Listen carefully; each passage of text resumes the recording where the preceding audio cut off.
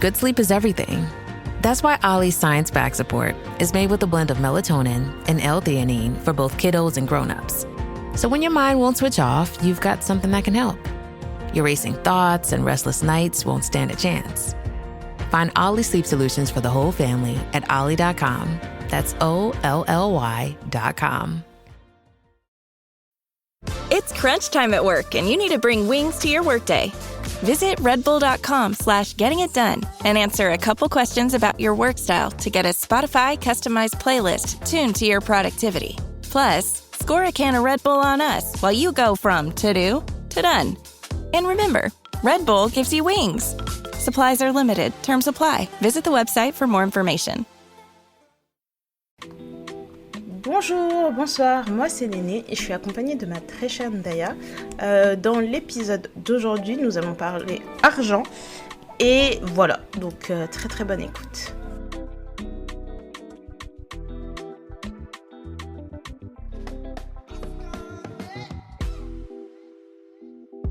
Coucou Ndaya, comment ça va ? Ça va pas.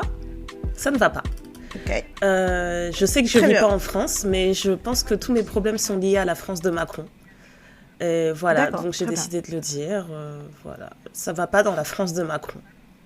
On en a marre. C'est bien d'être tout à fait transparente avec tout ça. Voilà, le retour des Gilets jaunes, on attend toujours. C'est comment ? Ok. Ouais. Voilà. Et toi, comment ça va ?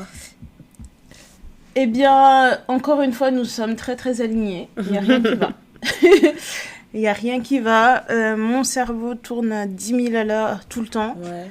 J'ai l'impression de passer mon temps à chercher des solutions, mais que les problèmes ne veulent pas arrêter de se créer. C'est ça. Alors parfois, tu te poses la question et tu te dis peut-être que c'est moi le problème.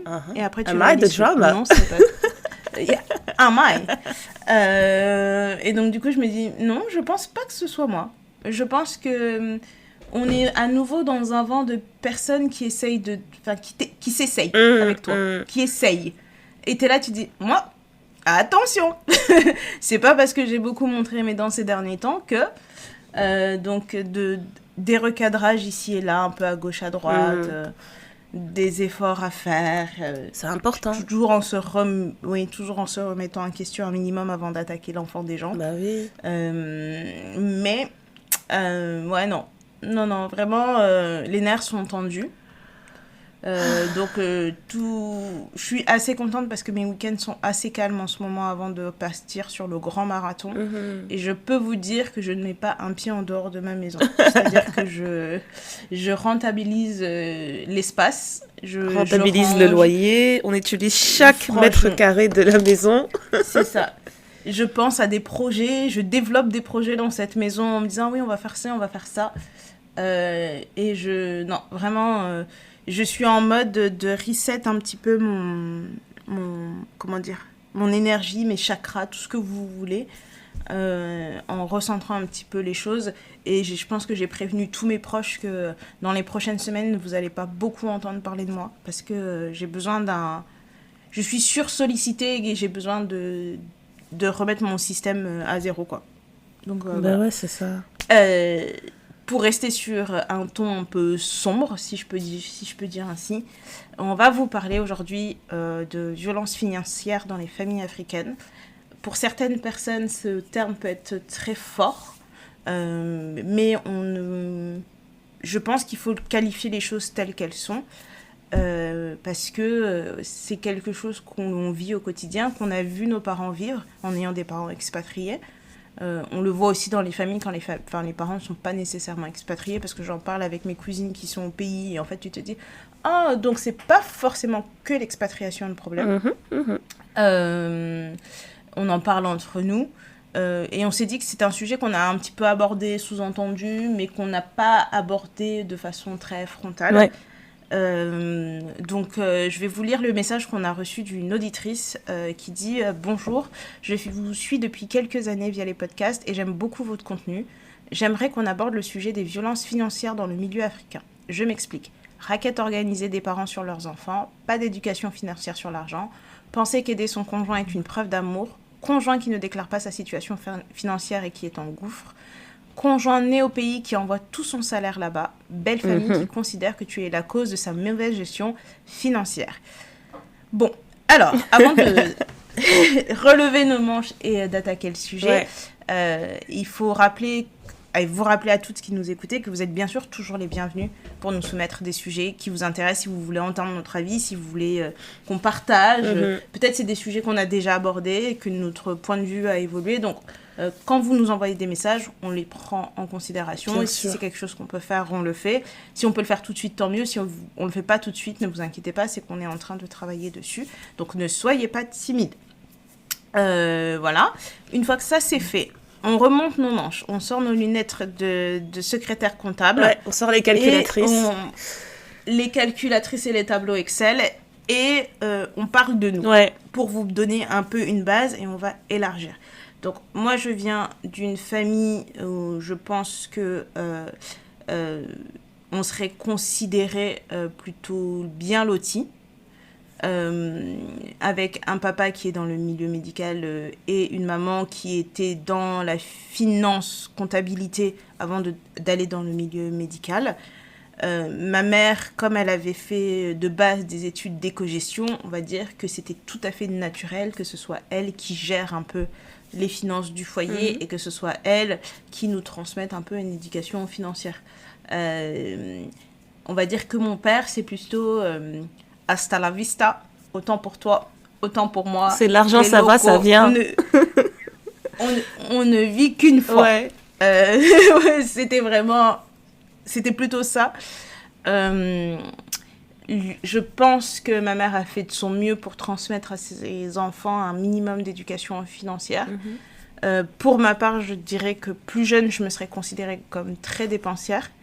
Aujourd'hui, je le suis moins. Après, j'aime bien dépenser mon argent aussi. Mais j'ai grandi avec cette idée que je ne peux pas trop faire la maline parce que ça a des impacts. Et que j'ai pu voir ces impacts-là. Ouais. Parce que, tu vois, se serrer la ceinture, je pense que quand on donne les métiers de mes parents à l'extérieur comme ça, tu peux pas penser que dans cette maison-là, on puisse se serrer la ceinture. Ouais. Donc voilà un peu, sans rentrer trop dans les détails, mon background financier. Ok. Et toi ? Pour ma part, c'était... Ouais, j'ai envie de dire que c'était quasi inexistant. Dans le sens où je pense qu'on était dans un foyer très, très traditionnel, où ce qui est important, c'est l'éducation à l'école, ce qui se passe à l'école. Et où en fait, il y a vraiment ce truc où tu délègues l'éducation de tes enfants à l'éducation nationale. Et après, à la maison, c'est plus, on t'apprend comment tenir une maison, on va dire, comment préparer, comment bien nettoyer, comment avoir une bonne hygiène physique, etc., ce genre de choses. Mais pour ce qui est de gérer les finances, pas vraiment. J'ai pas le souvenir qu'on avait de l'argent de poche régulièrement ou ce genre de choses. Mais de temps en temps, tu vois, tes parents, ils vont te donner de l'argent pour des occasions précises. Et puis, il n'y a pas d'histoire de « oui, je vais économiser parce que le mois prochain, je sais que ça va tomber à nouveau ». Nous, on n'était pas du tout dans ça. C'est quand ça tombait, c'était super. Et puis, quand il n'y avait pas, on n'attendait pas forcément. Donc, c'était juste, quand tu reçois de l'argent, c'est un bonus, c'est super. Tu reçois de l'argent pour ton anniversaire, même d'autres personnes de ta famille, etc. Tu te dis « ah ouais, c'est super, c'est cool ». J'ai des souvenirs que il y a ma sœur aînée qui était très, très, très économe. Depuis toute petite, en fait, je la voyais toujours, pas seulement économiser son argent, mais même les choses qu'elle avait, elle les gardait longtemps. Ça veut dire que tu vas t'acheter un snack et tu vas te rendre compte qu'elle, petit à petit, elle s'est constituée tout un placard. Dans sa chambre, elle avait tout un placard, elle avait vraiment, tu sais, elle avait sa petite supérette. Et voilà quoi, genre de temps en temps, je me fais plaisir, je me prends un petit biscuit ici et là, mais tu sais qu'elle avait toujours un stock. Alors que moi, à mon petit âge, là, j'aurais jamais imaginé que si j'achète un paquet de biscuits, je vais le garder 2-3 jours. Non, je l'ai acheté pour manger maintenant. J'achète un paquet de bonbons, c'est pour le manger maintenant. Donc c'était intéressant parce que je pense c'était la seule à avoir vraiment ce truc où, depuis très tôt, tu voyais qu'elle était capable de vraiment se contrôler, on va dire, se canaliser. Et je pense qu'arriver à l'adolescence, je pense que c'est quand j'étais peut-être au lycée ou fin du collège, ma mère, elle insistait un peu plus sur le fait de nous montrer la réalité de tenir un foyer financièrement. Et moi, ma mère, elle gérait beaucoup, elle gérait la plus grosse part des finances, etc. Et je pense aussi que c'était elle qui quand je dis qu'elle gérait les finances, c'était pas juste dire à mon père, il faut que tu payes telle facture. C'était qu'elle gérait et elle payait aussi la majorité, je pense. Donc quand elle quand elle a commencé à me montrer la gestion des finances, je pense que c'était vraiment en tout cas dans sa démarche, ça donnait vraiment l'impression de j'ai pas envie que vous fassiez comme votre père. Moi, je suis capable de gérer ce genre de choses et j'ai pas l'impression que lui, il en soit vraiment capable. Et j'ai pas envie que ça se répercute sur mes enfants. Donc elle nous montrait pas mal de choses, etc. Et je me rappelle qu'un jour, j'étais dans mon lit, je me disais, est-ce qu'on est pauvre? Les questions qu'un enfant veut se poser. Oui.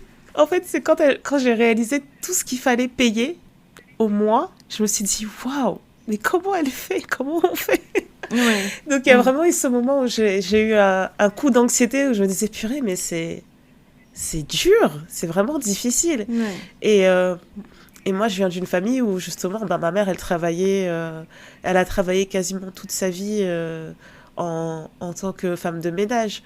Et mon père, on va dire qu'il y a eu des périodes il y a eu des périodes sans emploi qui ont été assez longues, etc. Donc vraiment, on a été dans des budgets très, très, très serrés. Et avec du recul, en fait, je me dis, mais c'est incroyable ce qu'ils ont réussi à nous offrir. Réussi à faire, ouais.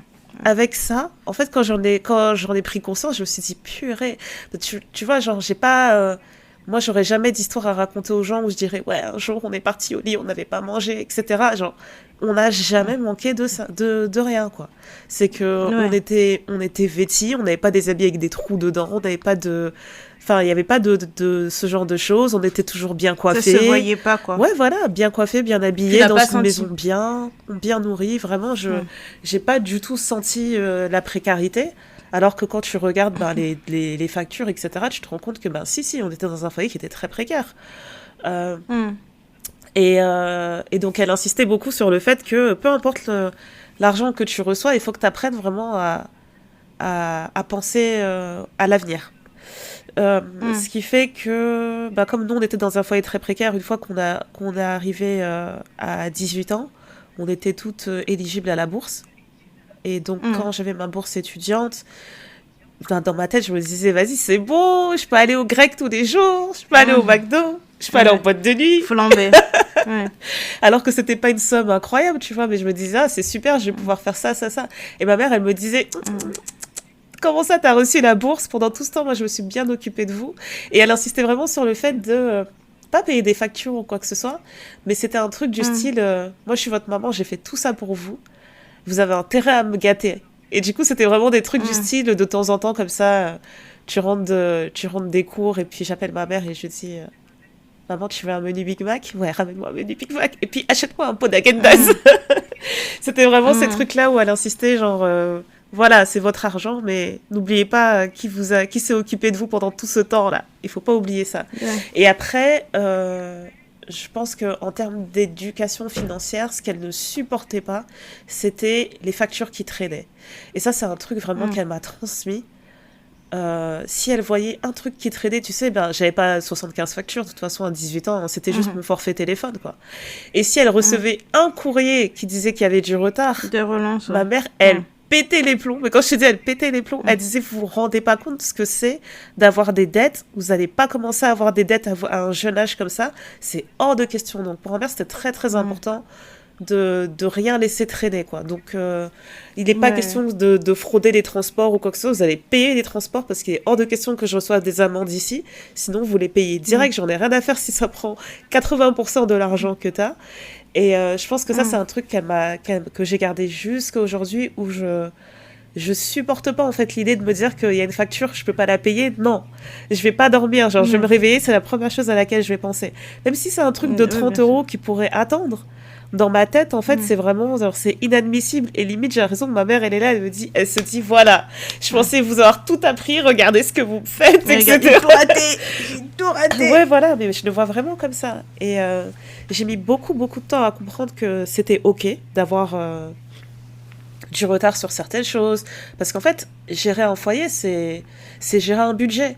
Et il y a des moments où tu te dis, bah, OK, j'ai pas envie d'avoir des factures en retard, mais est-ce que parce que j'ai pas envie d'avoir de factures en retard, je vais mettre tout l'argent que j'ai qui va m'empêcher de me nourrir, par exemple? Est-ce que je vais le mettre dans Oui, le c'est paiement ça. de toutes les factures et dire, ah bah c'est super, je suis à jour dans tout, mais je peux pas manger. Enfin, ça arrive c'est d'avoir ça. ce genre de situation où tu te dis, bah là, je vais être obligée de laisser ça au mois prochain et trouver une solution, etc. Et ouais, je pense que j'ai été en paix avec ça à partir de mes 30 ans, peut-être. Mais avant ça, je supportais pas. Et c'est aussi... je me dis, c'est l'éducation financière que j'ai eue dans ma famille. Mais j'ai réussi à déconstruire ça en allant au travail et en me rendant compte que toutes les entreprises pour lesquelles j'ai travaillé, elles ont toujours des dettes quelque part. Une entreprise qui fait du profit, etc. Même quand elle fait du profit, même quand elle va te dire, voilà, on a tel truc de chiffre d'affaires, etc., c'est super. Toutes les entreprises pour lesquelles j'ai bossé, il y avait toujours un fournisseur qui allait appeler à un moment donné et dire, ouais, mais telle facture, elle n'a pas été payée depuis 3 mois, comment on fait?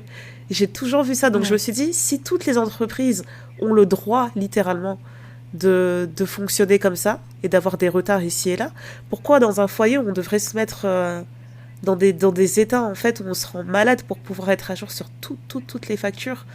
Non, en fait, voilà. Donc c'est vraiment le truc qui a beaucoup changé pour moi. Après, il y a des choses à arbitrer. Moi, je sais que, comme je disais, j'ai eu la chance de vivre dans un foyer où j'avais pas spécialement, tu vois, besoin de travailler. Comme tu disais que vous alliez pas dormir sans manger. Tu vois, moi, j'ai des personnes dans mon entourage où, dès qu'ils ont pu travailler, il fallait travailler parce que c'était vraiment important de devoir travailler, tu vois. Moi, j'ai pu étudier sans avoir à me soucier de... potentiellement, il faut que je trouve un petit boulot. Mais c'est pas parce que j'ai grandi comme ça que j'ai pas travaillé. En fait, je pense que mon plus gros problème dans cette vie, c'est que j'aime l'argent. Mais j'aime pas l'argent au point de faire du sale. Ouais. J'aime l'argent, tu vois, qui fait du sens. Enfin, pas qui fait du sens, mais l'argent propre, gagné, tu vois. Mon amour pour l'argent ne va pas m'entraîner sur des mauvais chemins. Ok. Donc ça, c'est quelque chose que je suis contente, parce que si j'avais pas ça, je pense que j'aurais pu vendre des substances illicites, je pense que j'aurais pu être une sugar baby, ou je pense que j'aurais pu, tu vois, de temps en temps tapiner, tu vois, parce que je pense qu'à un moment donné, que les gens qui sont amenés à faire certaines choses, soit c'est parce qu'ils sont dos au mur, soit ils ont un rapport qui, je dirais, que je qualifierais malsain avec l'argent. Ouais. Moi, j'aime bien l'argent pour me faire plaisir. J'aime pas demander aux gens. Donc, quand bien même j'ai grandi dans un foyer où, si je demandais une nouvelle paire de chaussures, tu vois, je devais pas quémander quoi aux caisses, tu vois. C'était juste, est-ce que je peux avoir une paire de chaussures? Évidemment, comme tous les parents, il y a des moments, ils disaient quoi? Tu veux payer une paire de chaussures à 150 balles, des chaussures que tu vas rafler dans la cour de récré. C'est ça. Et que tu vas abîmer en 2 jours et qu'au bout de 2 jours, une fois que tu auras eu ta chaussure, tu t'en foutras? Non. Il y a des choses aussi, je pense que c'est adapté à l'âge ou quoi aux caisses. Moi, je pense que sur ce point-là, je suis un peu comme ta sœur. Mes affaires, je les garde bien et je les garde bien longtemps. Donc, mais si je mets de l'argent dans quelque chose, vous pouvez être certaine et certain que ce truc-là, je vais en prendre soin comme si ma vie en dépendait. Mais j'ai commencé à travailler très tôt, à 10 ans. Je donnais des cours à un enfant de 6 ans, un copain de classe de mon frère, qui avait 6 ans, qui avait un petit peu de mal pour les maths et pour la lecture. Quand je rentrais de l'école, je l'aidais à faire ses devoirs et sa maman, elle me donnait des sous. J'ai fait des babysitting. J'ai travaillé en maison de retraite. J'ai travaillé dans le service client. J'ai travaillé chez Book Télécom. Enfin, en fait, j'ai vraiment toujours cherché du travail. Et même, il y a des moments, il y a des gens qui me disaient « Mais t'as pas besoin de travailler ?» Et je dis « Je sais que je n'ai pas besoin. Mais j'aime bien l'idée qu'il y a de l'argent qui rentre sur mon compte, que j'ai gagné à la sueur de mon front. Ouais. Et personne ne te demande des comptes. Voilà, et avec ça, je fais ce que je veux. Après, là où je pense que mon éducation financière a fait défaut, si je peux dire ainsi, c'est que si j'avais su ce que c'était la vie dans la France de Macron, je pense que j'aurais géré mon argent différemment quand j'étais plus jeune et que je le gagnais. Je pense qu'il y a beaucoup de choses, parce que nos parents sont des expatriés et que le système congolais n'est pas comme le système français, dont ils n'avaient pas conscience. Ouais. Ne serait-ce que sur l'héritage, l'investissement, les épargnes, etc. Je voudrais pas généraliser, mais de ce que j'ai observé au Congo, c'est que beaucoup de gens vivent au jour le jour. Il y a quelques personnes qui arrivent à mettre de l'argent de côté, mais même les banques, c'est pas un truc, tu vois, fiable. C'est pas un système c'est pas très fiable. Et puis même le concept d'aller emprunter à la banque, quand tu vois les modalités, ça n'a aucun sens. Ça n'a aucun sens. On demande de rembourser beaucoup plus vite des sommes astronomiques. Je te dis, pourquoi tu penses que je vais emprunter, en fait? Ça n'a aucun sens. C'est ça. Mais après, ça évolue beaucoup. Mais au moment où moi, j'étais plus jeune et que je voyais comment mes parents ont géré au Caucase, tu vois, il fallait investir dans quelque chose de concret. Avoir de l'argent qui dort à la banque, pourquoi faire ? En fait, tu mets ton argent dans quelque chose qui va te rapporter à un moment donné, quoi. Si le jour où tu décides de revendre ce truc, c'est là où tu récupères tout ton argent. Donc ça, c'est quelque chose que j'aurais aimé savoir plus jeune, de se dire que, tu vois, ne serait-ce que même économiser la moitié de son salaire. C'est toi qui me racontais ça, que tu avais un collègue qui était australien et qui t'expliquait que en Australie, les maisons sont tellement chères que tout le monde a intégré dans sa tête que le but ultime de la vie, c'est d'acheter une maison, et que tous les jeunes, dès qu'ils travaillent, la moitié de leur salaire ou leurs 3/4, ça va direct en épargne parce qu'un jour, ils veulent acheter une maison. C'est ça, ouais. Et tu vois, j'aurais bien aimé grandir avec cette mentalité. Après, il est jamais trop tard. Tu sais, on te dit, oui, c'est mieux de commencer à épargner quand t'es tout petit, parce que ça, mais je suis désolée, parfois tu peux faire des bons investissements quand t'as 40 ans qui vont te rapporter, bien évidemment, je suis d'accord. Rapporter plus. Mais après, ça dépend aussi du schéma de vie que t'as envie d'avoir, parce que c'est vrai que si je réfléchis à mon collègue australien qui se disait, mon but c'est d'acheter, bien sûr qu'il va falloir que tu commences à mettre de côté tôt, mais si ton but c'est pas d'acheter, t'as pas forcément besoin d'économiser aussi durement, en fait. Oui, mais c'était plutôt dans le sens de se dire que c'est pas mauvais d'avoir de l'argent qui dort quelque part sur un compte, que c'est pas une mauvaise chose.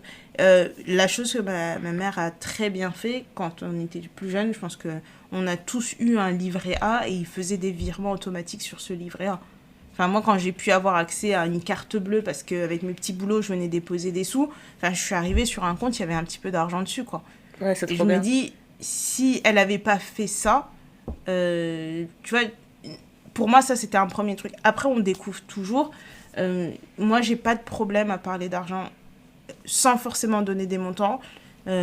Avec certaines personnes, je donne des montants parce qu'en vrai, je m'en fous.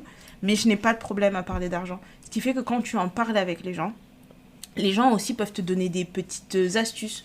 Ah non, c'est peut-être pas bon de prendre un livret A, peut-être que tu peux prendre plutôt un PEL ou une assurance vie ou machin.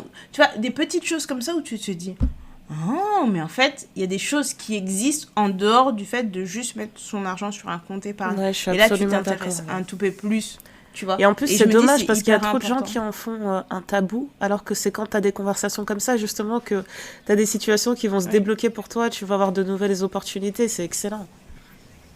Bien sûr. Et donc, du coup, sans forcément, tu vois, parce qu'à un moment donné, il y avait tout ce truc où il fallait acheter des actions. Il y avait plein de plateformes qui se sont développées. Il y a tout le monde mais même, il y a plein de plateformes qui se sont développées. Et même encore aujourd'hui, avec Trade Republic, Revolut ou quoi que ce soit, on entend parler des ETF partout. On entend parler des trucs, des placements un peu partout. Enfin, c'est quelque chose qui est devenu hyper accessible. Mais dans le hyper accessible, ça ne veut pas forcément dire que tout le monde comprend toujours ce que c'est. Exactement. Parfois, il y a des petites choses qui sont toutes bêtes et qui fonctionnent très bien. Avoir un bon conseiller bancaire, c'est comme avoir un bon gynéco, c'est comme avoir un bon médecin généraliste. Ça change tout. Parce que votre conseiller va suivre vos comptes d'une façon comme si sa vie en dépendait. Sans exagérer. Et c'est quelqu'un qui va vous dire, voilà, on va placer telle action. Ah, j'ai remarqué que vous avez telle chose. Peut-être que vous voulez faire ci, vous faire ça. Parce que si vous ne savez pas gérer votre argent, on va vous dire, dans votre salaire qui rentre, systématiquement, il faut mettre 25% de votre salaire en épargne. Mais peut-être que vous n'avez pas les moyens de mettre les 25% en épargne. Et aussi, il faut enlever de sa tête que épargner, c'est forcément mettre 100, 150 euros par mois. Si vous avez la capacité de mettre juste 10 euros par mois, bah mettez 10 euros par mois. Bêtement, moi, pendant longtemps, je pensais que pour acheter des actions, il fallait acheter des actions complètes. Mais tu n'es pas obligé d'acheter des actions complètes. Tu peux dire, bah voilà, moi, j'ai 30 euros tous les mois que je peux mettre. Le conseiller, il va faire ce qu'il a à faire pour mettre un bout par-ci, un bout par-là. Et puis, petit à petit, l'oiseau fera son nid. Ce que j'essaye de faire passer comme message, c'est que il ne faut pas se sentir coupable si on n'a pas commencé trop jeune. Il n'y a pas d'âge pour commencer. Tu as bien des gens qui commencent à épargner à 50 ans. Parce qu'ils ont soit l'aisance financière de le faire un peu plus tard, soit ils se décident un peu plus tard en fonction de leur style de vie. Oui. Mais qu'il faut bien prendre conscience que la façon d'épargner est très propre à chacun. Il y a des gens pour qui ils vont faire l'arrondi supérieur sur la carte bleue. Moi, j'ai une de mes cartes qui est comme ça, qui est arrondie au supérieur. Et donc, à chaque fois que je fais une dépense, la différence x3 qui m'amène à l'euro supérieur va sur l'épargne. Ouais. Et tu te rends compte du nombre de choses que tu peux dépenser. Ouais, et de la manière, c'est tellement une belle manière d'épargner sans t'en rendre compte. Je trouve ça super, en fait, que, tu sais, toutes ces fonctionnalités, elles ont été mises en place automatiquement. Moi, j'aime vraiment l'idée que ce soit automatique. Ouais. Donc, t'as pas à réfléchir à, voilà, j'ai tel budget, il faut que je mette ça de côté. C'est juste, le côté, il se met tout seul. Et tu vois beaucoup plus d'applis bancaires qui te proposent ça, qui te proposent aussi le truc de, ben voilà, cette année, l'objectif, c'est d'avoir autant de côté, et ton appli, elle va juste mettre des sous de côté tous les matins, petit à petit, quoi. Ouais. Et en fait, je trouve ça bien. Et aussi, quand tu as un peu d'argent qui rentre, de se dire, qu'est-ce que j'en fais ? Est-ce que je mets ça sur de l'épargne classique ? Est-ce que j'achète des actions ? Est-ce que je fais une assurance vie ? Est-ce que... Moi, je ne suis pas une financière. Je ne vous dirai pas quoi faire de votre argent parce que c'est touch and go. J'essaie des trucs, parfois ça marche. Et je me dis, ça a marché. Et puis après, parfois, j'essaie des trucs et je me dis, ça, c'était pas une bonne idée.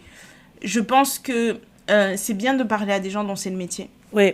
Je pense que c'est bien d'en parler dans nos familles. C'est hyper important. Un cas qui peut paraître très, je dirais, le terme serait, je sais pas si c'est morbide, lugubre ou quoi au caisse, mais donc je suis une enfant d'expatriés dont les parents sont très attachés à la France, mais dont les parents sont aussi très attachés au Congo. Et dans ce très attaché au Congo, moi j'ai toujours su que mes parents, si demain il leur arrive quoi que ce soit, ils veulent être enterrés au Congo. Vous savez combien ça coûte le rapatriement d'un corps ? Dis bien. Le rapatriement d'un corps, ça coûte 20 000 balles. Ouais, merci. 25 000 balles. Peut-être que les prix ont changé, mais la dernière fois que j'ai regardé les chiffres, j'ai dit... On est d'accord. Tout ça. J'ai dit tout ça. Non, mais vraiment, parce que les gens, ils te disent, voilà, c'est ça mon souhait, mais est-ce qu'eux-mêmes, ils savent combien coûte leur souhait ? Moi, j'ai toujours dit ça. Est-ce que tu sais combien coûte ton souhait, là ? C'est ça. Est-ce que tu vas m'en vouloir dans l'au-delà si je ne l'applique pas, sachant que ça me coûte 20 000 balles ? Je sais pas. Voilà.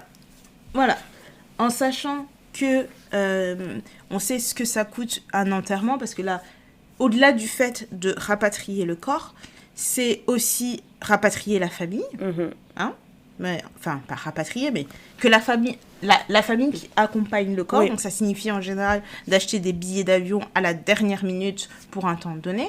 Quand on arrive là-bas, il faut déplacer, payer la morgue, payer le cimetière, payer... Enfin, toutes ces choses. Déplacer un cadavre, c'est pas un truc qui se fait comme ça du jour au lendemain. Sur un coup de le tête, mets dans ta valise. Tu vas arriver dans un pays, tu peux pas arriver dans un pays avec un cadavre comme ça. Il y a des démarches en fait, donc c'est vraiment complexe. Il y a des démarches. Et en plus de ça, tu as aussi ce truc de, tu reçois la famille. En fait, ce qu'on oublie aussi, c'est que dans le deuil, c'est toi qui portes le deuil et c'est toi qui finances le deuil. Ouais. Alors, bien sûr, dans les familles congolaises, les gens viennent et te donnent des enveloppes et parfois, les gens sont très généreux et ça te rembourse une grosse partie, si ce n'est la totalité des frais que tu engages, parce qu'il faut donner à boire aux gens, il faut leur donner des choses à grignoter, il faut les asseoir, parce que tout le monde n'a pas forcément la maison qui est assez grande pour recevoir tout ce monde-là.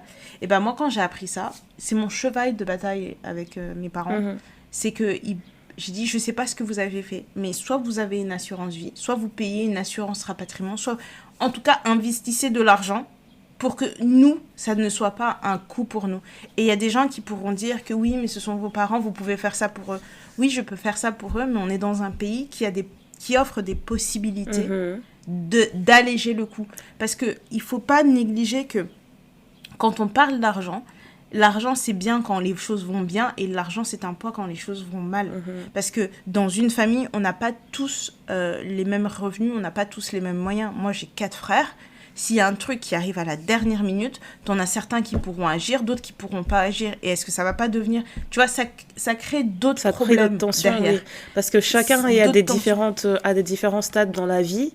Donc, je sais pas, moi, si tu viens juste de mettre une hypothèque ou je sais pas quoi, enfin, c'est compliqué. Il y a des moments où tu peux pas sortir l'argent comme ça sur un coup de tête.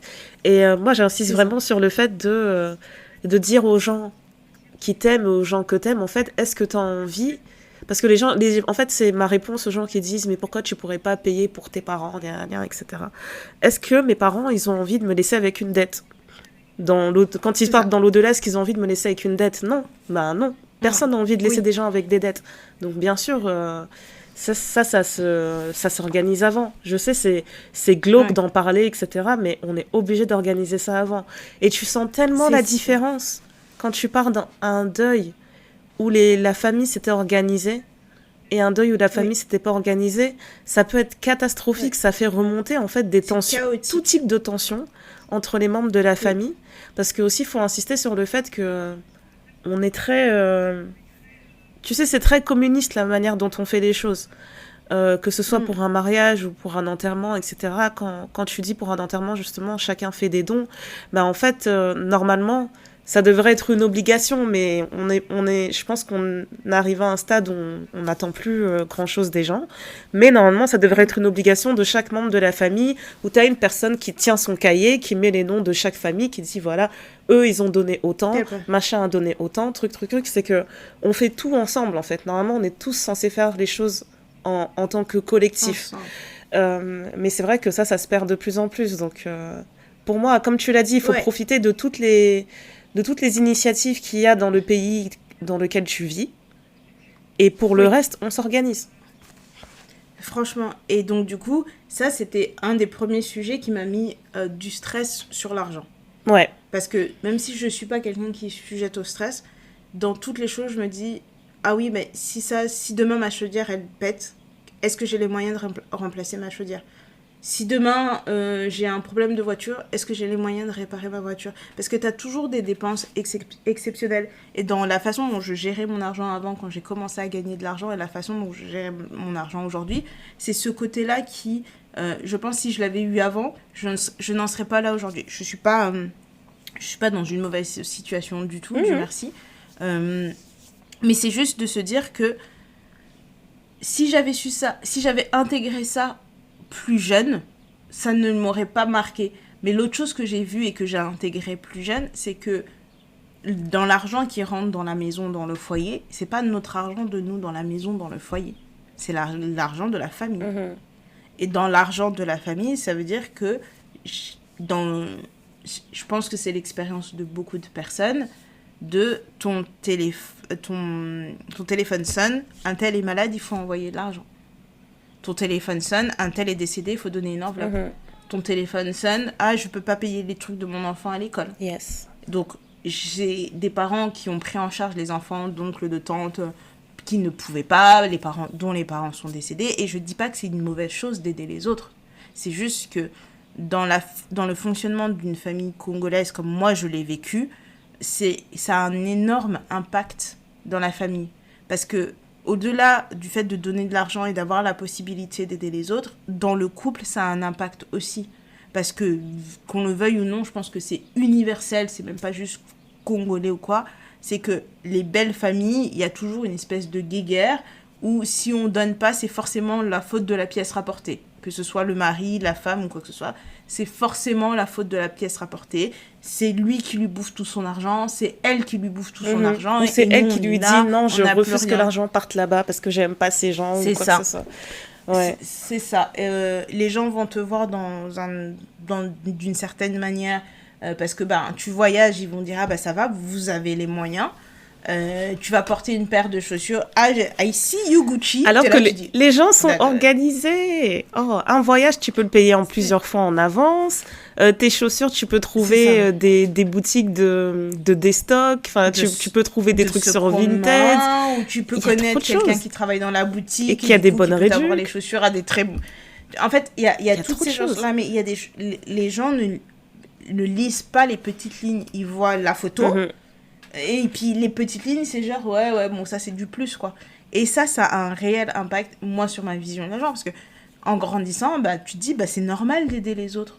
C'est normal de prendre à sa charge des choses pour d'autres personnes. Là où tu te dis, si c'est 200 € que je prends à ma charge tous les mois parce que j'aide un tel, je le faisais pas. C'est 200 € que je peux mettre de côté pour quelque chose d'autre. Voilà. C'est 200 € que tu vois, je peux faire, je peux épargner, je peux faire ci, je peux faire ça. Mais parce que tu as ce truc-là, moi, mes premiers salaires, je savais que, en fait, là, j'ai mon salaire. Il faut que je mette un peu d'argent de côté, j'ai envie de m'acheter ci. Et si jamais je sais que les parents aident l'enfant de trucs, ça coûte que 40 balles par mois, allez, je vais prendre ça, moi, à ma charge. Puis tu te rajoutes des charges et tu te mets dans des situations où tu te dis, mais... Si moi, je n'ai plus, tu vois, genre, je préfère moi manquer plutôt que de laisser cette personne en défaut. Mais peut-être que cette personne, elle est tranquille.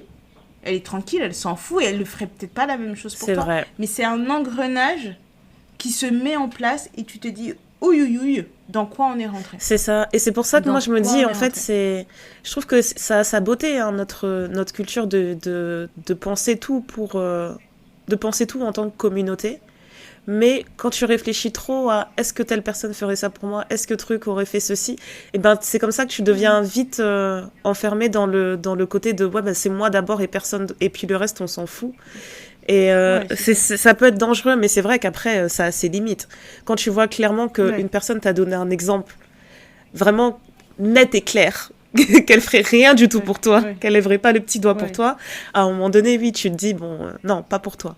Mais pour moi, c'est important de vraiment garder cet aspect de notre culture, je trouve vraiment beau, de se dire que, dans l'adversité, toi, tu dois être présent pour les autres, et de la même manière, tu sais que dans l'adversité, c'est pas que tu peux compter sur les autres, mais si toi tu te retrouves dans l'adversité et que tu as prévu quelque chose, de savoir que sans attendre rien du tout, en fait, sans demander, il y a des gens qui vont venir à ta rescousse. Ça, c'est vraiment agréable. Oui. Ouais. Oui, non, ça c'est une très très belle chose. Ça, c'est pas du tout négligeable. C'est ça. Mais puis là, je parle de la finance, mais il n'y a même pas que la finance, tu vois. Juste l'idée de... Quand on se dit que... culturellement, je sais pas, quand tu deviens parent, normalement, il y a plein de mamans qui vont venir te voir, elles vont te ramener à manger, elles vont te ramener plein de courses, elles vont s'occuper du bébé, elles vont faire en sorte que tu dormes bien. Quand t'es endeuillé aussi, c'est pareil. La personne qui est directement touchée par un deuil, c'est pas elle qui se lève et qui fait la pâte à beignet. C'est d'autres personnes qui s'en occupent, tu vois. Donc ça, c'est trop beau. Non, je suis tout à fait d'accord avec ça et je pense que c'est quelque chose qu'il faut pas négliger. Mais la partie où les gens ont les yeux dans ta poche. Tu vois, je pense que tu as entendu la même phrase quand tu étais petite, le droit de l'œil. Donc, tu peux pas voir de l'argent passer sans qu'on te donne ta part. Ouais. Mais pourquoi ? Ça, c'est vraiment la honte. Moi, quand j'entends des adultes dire des trucs comme ça, je me dis, mais t'as pas honte à ton grand âge. Non, mais droit de l'œil, tu vois. Et je me dis, mais en fait, c'est toujours des choses comme ça où tu te dis, sur le principe, c'est bien. On est une communauté. Mais dans les faits, on a tellement vu des familles se déchirer à cause de l'argent. Parce que tu dis, ah, mais je sais pas pourquoi on parle plus à tonton un tel. Ah, je lui avais prêté 5000 francs, il m'avait dit qu'il allait les remettre, et puis il m'a tourné en bourrique, et puis il me les a jamais rendus. Et donc, du coup, ça a créé des tensions, et ça devient donc, tu penses que moi, et puis, tu vois, il y a des amalgames qui se créent, et vous perdez des contacts avec des gens parce que vous dites, tout ça pour 5000 francs. 5000 francs dans une vie, c'est rien. Franchement, c'est rien. Il y a des gens, ils se déchirent pour des petits montants, c'est incroyable. Pour des petits montants, tu m'aurais passé 10 balles, tu me les as pas rendus, ça devient un problème. Et oui, mais de toute façon, il m'avait passé 10 balles, il me les avait pas rendus. En fait, ce qui est très difficile, c'est que, on a chacun une gestion de l'argent différente. On a chacun des attentes différentes. Et il y a un truc que ma marraine, elle m'avait toujours dit, quand tu donnes de l'argent, oublie-le. Parce qu'elle dit, si tu donnes, et même si la personne, elle t'a dit qu'elle va te rendre, si tu donnes et que la personne te te rend pas, ça va commencer à te travailler. Ça a commencé à te dire, tu vois, mais elle m'avait dit qu'elle allait me donner cet argent à tel moment, et il m'a mis ceci, et puis cela, et truc et tout. Donc, elle m'a dit, si tu peux donner sans que ça te mette en difficulté, oublie que tu as donné. Et que si jamais cet argent revient, tant mieux. Mais si cet argent ne revient pas, c'est bon, c'est pas grave. Elle a dit, c'est un des conseils que je te donnerais si tu veux prêter de l'argent. Parce que si toi, tu prêtes de l'argent et ça te met dans une situation difficile, mais tu fais confiance à la personne qui te dit, non, mais je te promets, dans 3 jours, dans 3 jours, je te rends. Une fois que les 3 jours sont passés, tu commences à regarder l'heure. Parce que tu dis, en fait, moi, du coup, de mon côté, ça me met moins en difficulté parce que j'ai voulu aider quelqu'un d'autre. C'est ça. Donc, j'essaye toujours d'appliquer ça, de me dire, quand je donne, c'est que je me dis que j'en ai pas besoin. Si ça revient, tant mieux. Si ça revient pas, tant pis. Mais en même temps, ma mère m'a donné un autre conseil où elle me dit que même si c'est que 10 balles, même si ça prend 1 an, 2 ans, 3 ans, récupère ton argent. Parce que tu en as besoin. C'était 10 balles. Ils étaient à l'aise pour te demander 10 balles. T'as vu ? Ils doivent être à l'aise pour te rendre 10 balles. Et c'est vrai que ce truc-là, moi j'ai du mal avec ça. Hein. Les gens quand tu dois de l'argent et tu dis ouais là c'est compliqué, je peux pas te rendre maintenant et tout. Rends-moi quelque chose. Parce que moi, en tout cas, c'est comme ça que je fonctionne. Je me dis, de la même manière que j'aime pas avoir des factures qui dorment. K-pop Demon Hunters Haja Boys breakfast meal and Huntrix meal have just dropped at McDonald's. They're calling this a battle for the fans. What do you say to that, Rumi? It's not a battle. So glad the Saja Boys could take breakfast and give our meal the rest of the day. It is an honor to share. No, it's our honor. It is our larger honor. No, really. Stop. You can really feel the respect in this battle. Pick a meal to pick a side. Ba-da-ba-ba-ba. At participating McDonald's while supplies last. You tell yourself, no one wants your college-era band tees. But on Depop, people are searching for exactly what you've got. You once paid a small fortune for them at merch stands. Now, a teenager who calls them vintage will offer that same small fortune back. Sell them easily on Depop. Just snap a few photos and we'll take care of the rest. Who knew your questionable music taste would be a money-making machine? Your style can make you cash. Start selling on Depop, where taste recognizes taste. Ben, si j'ai emprunté de l'argent à quelqu'un, je vais pas bien dormir tant que j'aurai pas rendu. Donc je suis sereine à l'idée de dire que bah là c'est compliqué, mais je te donne, je sais pas moi, 20 €. Viens, on commence quelque chose quoi. Acte de bonne foi. Ouais. Ah non, franchement, j'ai beaucoup de mal avec cette idée de... Tu sais, t'es là, t'as mangé l'argent des gens. Les gens attendent que tu leur rendes, mais tu dors bien. Tu dors bien la nuit. Non, c'est fou. Mais en tout cas, on sait que ces gens existent. Bah, y en a partout. Hein. Ouais. Il y en a plein. Parce que tu vois, nous on a les exemples dans la famille, etc. Mais quand on parle de ça, il y a les violences dans la famille... financière, j'entends. Mais t'as aussi avec les amis. Parce qu'il y a des amitiés qui ont été gâchées parce que la personne, soit elle n'a pas rendu, soit elle n'a pas pu prêter. Et c'est genre, mais toi, je sais qu'avec ton boulot, tu gagnes tant. Et c'est là où forcément parler ouvertement de ce que tu gagnes, etc., ça peut te porter préjudice. Parce que ce que les gens oublient souvent, dans la famille, les amis ou quoi que ce soit, c'est que même si tu gagnes 3 500, 4 000, 4 500, 5 000 € par mois, ils n'ont pas les charges qui vont en face. Donc, eux, ils entendent juste. Donc, cette personne gagne 5 000 € par mois. Son loyer, c'est à peu près 1 500. On va estimer que cette personne a peut-être 1 000 € de charge. Donc, ça veut dire que tous les mois, il lui reste 2 500 pour vivre. Pourquoi il ne peut pas me prêter ? Ouais, ça, c'est de la folie. Hein. Quand tu commences à faire des calculs sur l'argent des autres, c'est grave. C'est ça. Déjà, ça veut dire que tu as trop de temps. Tu as trop de temps libre. Déjà. Donc, peut-être rajoute un job. Rajoute des heures de travail, je sais pas. Franchement. Parce que vraiment, c'est trop la honte. Parce que pourquoi aller faire des calculs sur le dos des gens ? Parce que honnêtement, on ne sait pas ce que les gens ont. Tu ne sais pas qui a un crédit. Tu vas voir la voiture, tu vas voir les machins, etc. Mais tu ne sais pas comment cette voiture a été payée. Tu ne sais pas le nombre de factures que cette personne paye. C'est tu vrai. ne sais pas l'objectif d'épargne que la personne a. Parce qu'il y a des gens, comme tu dis, qui veulent acheter une maison. Il y a des gens qui ont envie de faire un tour du monde. Il y a des gens qui veulent, à la retraite. Et il y a des gens qui veulent être rentiers. Donc, sur le salaire qui rentre dans ton foyer... dans leur foyer, tu peux pas commencer à estimer que bah oui, mais ils doivent avoir à peu près ça, parce que c'est pas parce que tu gagnes 5 000 € par mois que t'es riche, hein. C'est vraiment pas pour ça. tu sais pas si la personne a des enfants, combien coûte l'école des enfants. Bien sûr, nous sommes dans un pays où l'école de la République est gratuite. Sauf que, oui, l'école de la République est gratuite, mais comme on nous oblige à travailler comme des forcenés si on veut avoir un minimum de style de vie, eh ben, je suis désolée, tu vas payer la cantine pour les enfants, tu vas payer la crèche, ou la garderie, ou la nounou. Ouais, c'est ça. Et puis aussi, il y a beaucoup de gens qui oublient qu'il y en a qui payent encore l'école qu'ils ont faite, en fait. Donc, tu sais pas. Il y en a qui ont été en école privée, ils ont encore des dettes par rapport à ça. Donc, tu te dis, ouais, ils gagnent 5 000, mais tu sais pas combien ils remboursent, en fait. Donc, et surtout ici, là, en Angleterre, je sais qu'il y en a beaucoup, ils ont encore leur prêt étudiant, c'est massif. Mais tu sais, j'ai pensé, ça me rappelle une histoire que j'ai lue sur Instagram, là, sur Lena Situation, où en gros, apparemment, son père, il a une troupe de marionnettistes, je pense.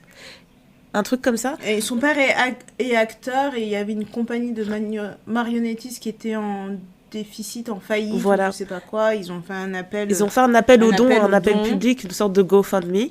Et en fait, il y avait plein de gens qui critiquaient Lena Situation en disant, mais attends, ta fille, elle est influenceuse, c'est l'influenceuse numéro 1 en France, et toi, tu fais des GoFundMe pour ton truc, etc. Et c'est là, en fait, où je me dis que, tu vois, le rapport à l'argent, il gâche toujours tout. Parce que là, en fait, ils étaient en train de se dire, c'est son père, il a besoin d'argent, pourquoi elle lui donne pas ? Qu'elle lui donne les 100K. Qu'elle lui donne tout d'un coup, tu vois, voilà, on n'en parle plus. Alors que ça se trouve, en fait, on connaît pas leur vie privée, ça se trouve déjà de 1, elle a proposé de tout donner, et peut-être que son père, il a dit non. Parce qu'on sait comment ils sont les pères, déjà. Oui, mais en plus, c'est une société, elle a dit qu'elle a participé au GoFundMe. Oui. Mais tu sais, quand t'es une société que t'es en faillite ou quoi aux caisses, si elle donne tout, s'ils n'ont pas des contrats derrière, elle va pas te donner tout tous les ans. Exactement. Parce que c'est pas juste la société de son père en plus. C'est ok, ça aiderait son père, mais c'est pas que la société de son père. Son père a prêté son image comme d'autres comédiens, mais c'est pas la société de son père. C'est ça. Et je trouvais ça dingue en fait comment les gens facilement disaient tous donne-lui t'es Lena Situation, qu'est-ce que t'attends, etc. Et je trouve ça horrible en fait quand tout le monde connaît, a une idée de ce que tu dois faire rentrer par mois dans ta maison, comment tout le monde s'attend. Une idée. Et franchement, j'arrive même pas à estimer, j'en ai aucune idée. J'en ai vraiment aucune idée. Mais quand les gens s'imaginent que tu as un certain style de vie, etc., donc ils se disent, elle a des millions qui dorment à la maison, pourquoi elle aide pas son père ? Je trouve ça insupportable en fait. Comment l'argent, ça devient vicieux en fait. Ça rend tous les rapports vicieux. Et je me rappelle qu'il y avait... Tu sais... Ouais. Non, vas-y, pardon. Je pense que c'était une interview de Jay-Z aussi qui disait ça, qui disait que, lui en plus c'est un autre niveau, il est milliardaire. Il dit, tu fais des réunions de famille, etc. Partout où tu vas, il y a toujours quelqu'un qui te prend à part pour dire, ouais, j'ai une idée de business, c'est un truc de ouf. Est-ce que tu peux investir, etc. Et il disait que c'était vraiment pénible parce que, oui, t'as un niveau où tu pourras investir pour tout le monde, mais en même temps, t'as envie de te dire, mais... je vais pas investir dans tout et n'importe quoi, en fait. C'est pas parce que j'ai cet argent-là que je vais juste le jeter à chaque fois que tu viens avec une idée. Il faut que ton idée, elle fasse du sens. Et qu'en gros, il disait, si tu viens pas avec un projet solide, avec une présentation claire, je vais pas t'aider, en fait. Et il faudra pas que tu mettes ça sur le coup de, t'as de l'argent et t'es radin. C'est pas être radin, en fait. Je peux pas juste donner l'argent comme ça. Et en fait, quand je réfléchis à ce genre de choses, je me dis, tu sais quoi, je pense que j'aime pas l'argent autant que ça. Parce que je sais qu'il y a des gens qui ont pour objectif d'être millionnaire, etc., ou d'être multimillionnaire. Mais moi, en fait, j'arriverai pas à séparer les choses et à maintenir de bonnes relations avec les gens que j'aime. Je supporterai pas, en fait, de voir les gens changer comme ça autour de moi. Donc, je me dis, je pense que j'aime pas l'argent. Pas au point où ça commence à détériorer les relations comme ça, j'arriverai pas à gérer. Donc, je pense que j'ai pas besoin de m'être millionnaire dans ma vie. Ou du moins, ça veut dire que d'office, il faut que tu commences à mentir aux gens, il faut que tu commences à casser des choses et tout. Non, je peux pas, moi. Non, mais il y a des gens qui le font. J'ai écouté une émission de gagnants au loto où, en fait, leur entourage ne sait pas qu'ils ont gagné au loto. Ils ont dit, on a juste fait 2-3 bons investissements et ça nous permet d'eux. Mais ils n'ont pas radicalement changé leur style de vie. C'est juste qu'ils ont arrêté de travailler, et comme des personnes qui peuvent être entières, et dire, on a acheté une belle voiture, non, on a fait un voyage ici et là. Ou ils donnent pas de l'argent à leurs proches, et ils disent, c'est juste qu'on les invite en vacances. De temps en temps, on offre un voyage ici et là, tu vois. Moi, j'ai toujours pensé que si un jour je gagnais au loto, toute ma famille serait au courant. Et après, je me suis ravisée. Je me suis dit non. S'il y a une personne qui peut être au courant, c'est ma mère. Mais tu vois, me dire tout le monde va être au courant parce que mes oncles, mes tantes et tout. Non, je vais pas faire ça. Mais je sais que si un jour je gagne vraiment beaucoup d'argent, je vais donner une partie à mes enfants. Et j'entends là les enfants de mes frères et mon enfant à moi. Ça, c'est normal. Je me dis, je leur offrirai quelque chose. T'as beaucoup de gens qui disent, je vais leur offrir une maison, leur machin et tout. Mais moi, en y réfléchissant et en parlant avec des gens autour de moi, je me suis dit, je suis pas contre l'idée, tu vois, genre, je gagne, je sais pas, 100 millions au loto, d'offrir une maison à mes frères. Mais dans le offrir une maison à mes frères, je vais bien leur rappeler que je ne paye pas la taxe foncière tous les ans, je ne paye pas l'électricité et l'eau tous les mois. Donc je veux bien vous offrir une maison, mais acheter une maison dont vous avez les moyens de payer les factures. Ouais. Parce que je vais pas payer le truc, je vous fais un cadeau. Parce que les gens oublient, tu sais, c'est de la démesure. Tu te dis, là j'ai les moyens d'acheter une maison à 15 millions. Bah oui, achète ta maison à 15 millions. Mais l'entretien d'une maison à 15 millions, c'est combien l'année? C'est ça. Est-ce que t'as les moyens, tu vois? Et après c'est oui, mais regarde, toi t'as gagné au loto. Mais si tout le monde réfléchit comme ça, mais à la fin, moi j'ai plus d'argent. Et j'avais vu aussi ce truc où il disait, je crois que Jay-Z et Beyoncé avaient racheté une maison à crédit ou je sais pas quoi, et les gens disaient, mais vous vous rendez pas compte, ils ont les moyens d'eux. Je dis, mais c'est pas rentable d'acheter une maison cash. Ouais. Le nombre de personnes du monde de la finance qui disaient, mais c'est justement le move le plus intelligent qu'ils aient pu faire, parce que acheter une maison cash, si elle perd en valeur ou quoi que ce soit, il dit, et puis même, les gens se disent, ah oui, mais parce que si t'as autant, tu peux faire ça cash. Acheter à crédit, c'est pas une mauvaise chose. Hein. Ça régule vos dépenses, ça régule votre flot financier, ça montre que vous êtes un bon payeur. Ouais. Il y a beaucoup de choses. C'est pas juste le fait de c'est bon, j'ai acheté ma maison cash, je suis tranquille. Parce que malheureusement, si vous voulez faire des choses, même dans une banque ou quoi que ce soit, il faut qu'il y ait un petit peu de pourparler, si je puis dire ainsi. C'est ça. Et en fait, c'est ces petites choses-là qui sont souvent très très mal interprétées et qu'on voit beaucoup aussi sur les réseaux. Là, moi, à un moment donné, je voyais j'avais que des vidéos de mecs qui disaient « Je vais te dire comment j'ai réussi à épargner 1500 € par mois sur un salaire de 2000 € et tout. » Ouais. Et au bout de 5 ans, tu pourras acheter un appartement à 2 millions. Et là, tu dis... C'était incroyable, c'était insoutenable. Oui, après, je comprends, ça peut arriver, ça fonctionne pour certaines personnes, mais... le nombre de choses qui sont en train de se révéler aujourd'hui, on te dit on nous a vendu une formation à 1500 € et puis finalement c'était de la grosse gnognotte, on est tous endettés, machin, etc. Enfin, à un moment donné, j'entends le fait de dire sachez où est-ce que vous allez prendre vos conseils parce que effectivement un tel dont on n'a pas vu les prouesses vous promet des choses, mais il faut savoir à qui parler, etc. Mais il faut aussi avoir, comme je dis, un minimum d'éducation financière, quoi. Avant, à l'école, on vous apprenait la maison. Vous alliez à l'école, on vous apprenait qu'est-ce que c'était une facture, on vous apprenait à faire la vaisselle, on vous apprenait à faire à manger, on vous apprenait un peu des choses, des skills de base pour demain, vous allez vivre dans votre propre maison. Maintenant, ça n'existe plus. Si dans ta famille, t'as pas quelqu'un qui prend le temps de t'expliquer quelque chose, à l'école, ça ne se fait plus. Et moi, je suis désolée, mais je pense que c'est absolument nécessaire, ne serait-ce que d'expliquer comment... des finances de base, quoi. Qu'est-ce qu'il y a quelque chose qui est un impondérable, une charge, voilà, quand on vous dit il y a les trucs, il y a les charges, il y a l'épargne, il y a les machins... Quel pourcentage irait bien pour vous, etc. Pour des personnes, c'est 50% d'épargne qui fonctionne bien. Pour d'autres personnes, c'est que 20% parce qu'il y a X, Y raison. Il n'y a pas de formule qui s'applique à tout le monde. Ça dépend vraiment de vos objectifs et de ce que vous voulez faire de votre argent et comment vous avez envie de vivre. Mais tant et aussi longtemps que ça vous permet de vivre vos objectifs, d'atteindre vos objectifs, c'est pas un problème. C'est un truc... Enfin, c'est un de mes nombreux chevaux de bataille. Mais d'avoir cette aisance déjà que ça commence dans la famille, d'en parler avec ses amis autour de soi et de pas avoir honte. Parce que tu peux être dans une très bonne situation financière et à un moment donné, tu passes dans un tunnel où t'es ric-rac. Les gens, ils vont facilement dire « Oui, mais c'est parce que tu fais n'importe quoi, c'est parce que si, c'est parce que ça. » Bah non, ça arrive à tout le monde d'avoir une mauvaise passe.